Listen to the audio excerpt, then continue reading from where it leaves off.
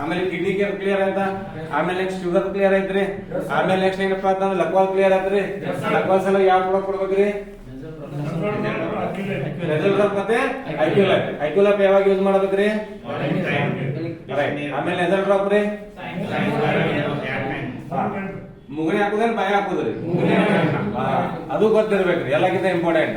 Right. Next ಏನಪ್ಪಾ ಅಂತಂದ್ರೆ sir sexual problems ಆಗಿತ್ತಂದ್ರೆ sir ಯಾವ ಪ್ರಾಡಕ್ಟ್ ಕೊಡ್ಬೇಕ್ರಿ? ರೋಬೋಸ್ಟ್ ಟ್ಯಾಬ್ಲೆಟ್ ಮತ್ತೆ robusta gel. Right.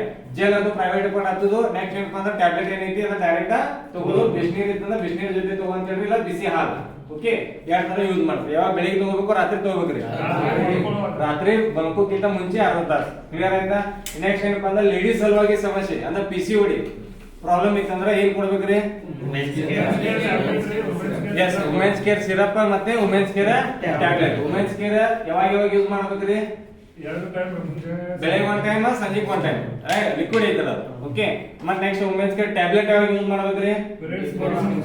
Right. Periods ಆಗೋಕ್ಕಿಂತ ಮುಂಚೆ 4 ದಿನ, ಪೀರಿಯಡ್ಸ್ ಆದ ನಂತರ 4 ದಿನ, ಟೋಟಲ್ 8 ಟ್ಯಾಬ್ಲೆಟ್ ಅದ್ರೊಳಗಡೆ ಇರ್ತಾವ. ಓಕೆ. ನೆಕ್ಸ್ಟ್ ಏನಪ್ಪಾ ಅಂತಂದ್ರ ಸ್ಕಿನ್ ಪ್ರಾಬ್ಲಮ್ ಇತ್ತಂದ್ರ, ಗಜಕರ್ಣ ಸಮಸ್ಯೆ ಇತ್ತಂದ್ರ, ಇಚಿಂಗ್ ಸಮಸ್ಯೆ ಇತ್ತಂದ್ರ ಯಾವ ಪ್ರಾಡಕ್ಟ್ ಕೊಡ್ಬೇಕು ಸರ್? ಏನ್ ಸರ? ಮಲಾಮ್. ಬಹಳ ಸಮಸ್ಯೆ ಇತ್ತಂದ್ರ ಅದ್ರ ಜೊತೆ ಇನ್ನೊಂದು ಯಾವ ಪ್ರಾಡಕ್ಟ್ ಕೊಡ್ಬೇಕು ಸರ್? ಎಸ್, ರೆಡ್ ಅಲೋವೆರಾ ಕೊಡ್ಬೇಕು. ಅದ್ರ ಜೊತೆ ಮತ್ತೆ ಯಾವ ಪ್ರಾಡಕ್ಟ್ ಕೊಡ್ಬೇಕು ಸರ್?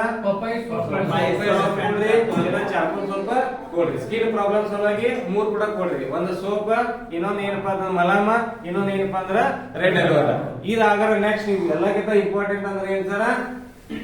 ಟೋಟಲ್ ಬಾಡಿನೇ ಎಲ್ಲ ಕ್ಲಿಯರ್ ಆಗಬೇಕು. ಅದ್ರ ಸಲ ಯಾವ ಪ್ರಾಡಕ್ಟ್ ಯೂಸ್ ಮಾಡ್ಬೇಕ್ರಿ?